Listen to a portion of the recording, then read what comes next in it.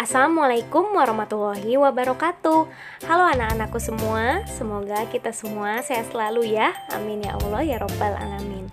Hari ini Bu Dea akan membahas tentang jenis-jenis usaha ekonomi masyarakat. Ayo kita simak baik-baik. Kondisi geografis Indonesia beragam. Ada wilayah daratan dan ada pula wilayah perairan. Kondisi geografis yang beragam menyebabkan beragam pula jenis kegiatan ekonomi masyarakat. Keragaman ini disesuaikan dengan kondisi alam atau geografis suatu wilayah. Kegiatan ekonomi tersebut bertujuan memenuhi kebutuhan hidup masyarakat. Agar tercipta kehidupan yang nyaman, setiap penduduk perlu menghargai jenis kegiatan ekonomi penduduk lainnya. Apa yang dimaksud dengan kegiatan ekonomi?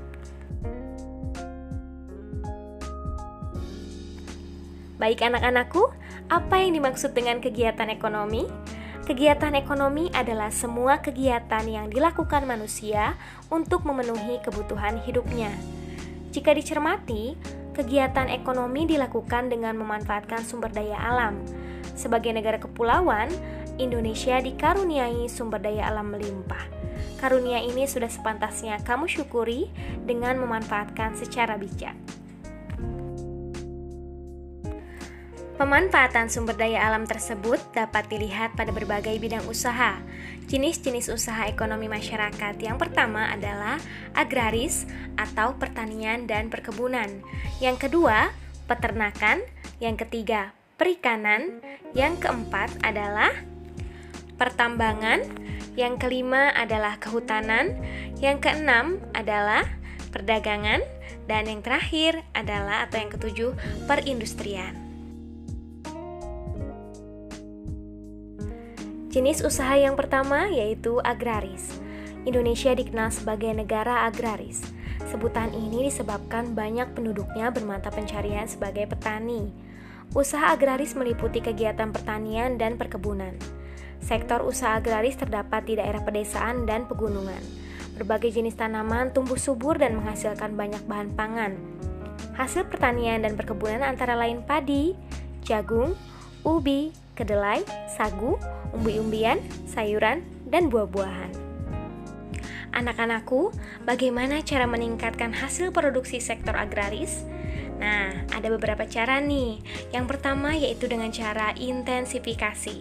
Intensifikasi adalah meningkatkan hasil pertanian tanpa meningkatkan luas lahan yang digunakan. Umumnya ini dilakukan dengan meningkatkan jumlah tanaman atau frekuensi penanamannya. Yang selanjutnya yang kedua ada ekstensifikasi. Ekstensifikasi adalah meningkatkan hasil pertanian dengan meningkatkan luas lahan yang digunakan. Ekstensifikasi dilakukan dengan membuka lahan pertanian baru. Dan yang ketiga yaitu ada diversifikasi. Apa yang dimaksud dengan diversifikasi? Yaitu memperbanyak jenis tanaman yang ditanam dalam satu lahan pertanian. Yang keempat yaitu ada rehabilitasi. Rehabilitasi apa? Rehabilitasi adalah meningkatkan hasil pertanian dengan meremajakan kembali atau memulihkan kesuburan dan kondisi tanam pada lahan pertanian lama. Dan yang terakhir ada mekanisasi. Apa yang dimaksud dengan mekanisasi? Mekanisasi adalah meningkatkan lahan pertanian dengan menggunakan peralatan mekanik untuk mengolah lahan, sehingga tingkat produksi meningkat dan semakin banyak tanaman yang bisa ditanam. Nah, anak-anak, setelah tadi yang pertama itu adalah agraris, yang kedua adalah peternakan. Peternakan adalah kegiatan usaha budidaya hewan yang diambil hasilnya. Hasil peternakan terdiri atas daging, telur, susu, kulit, dan bulu.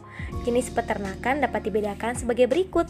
Yang pertama ada peternakan hewan kecil, misalnya kelinci, kambing, domba, dan biri-biri. Yang kedua ada peternakan hewan besar, misalnya sapi, kerbau, dan kuda.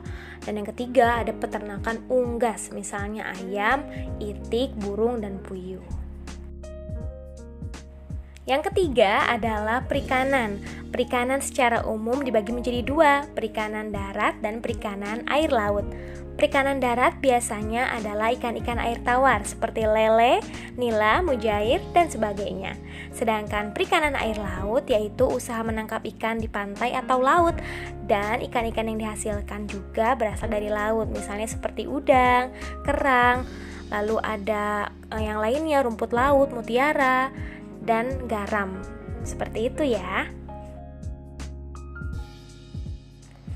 Yang keempat adalah pertambangan. Dilihat dari kondisi geologisnya, wilayah Indonesia mengandung banyak barang tambang.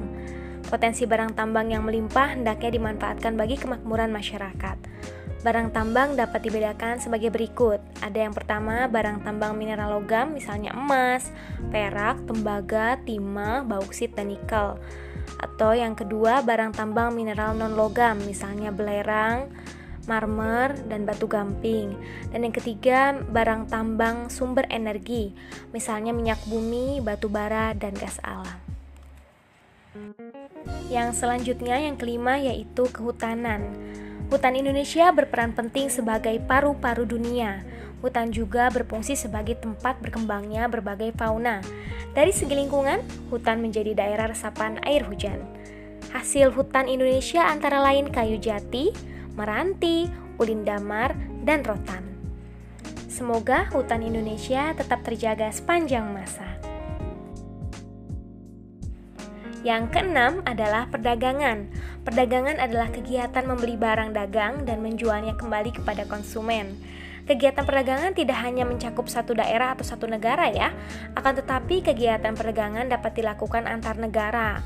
Secara ekonomi, kegiatan perdagangan antar negara ditandai dengan ekspor-impor. Ekspor adalah usaha menjual barang dari dalam negeri ke pasar luar negeri, sedangkan impor adalah usaha memasukkan barang dari negara lain ke pasar dalam negeri. Seperti itu. Dan yang terakhir dari jenis-jenis usaha ekonomi masyarakat yang ketujuh yaitu perindustrian. Perindustrian adalah kegiatan mengubah bahan mentah menjadi barang setengah jadi atau barang jadi. Atau biasanya kita melihat pabrik ya.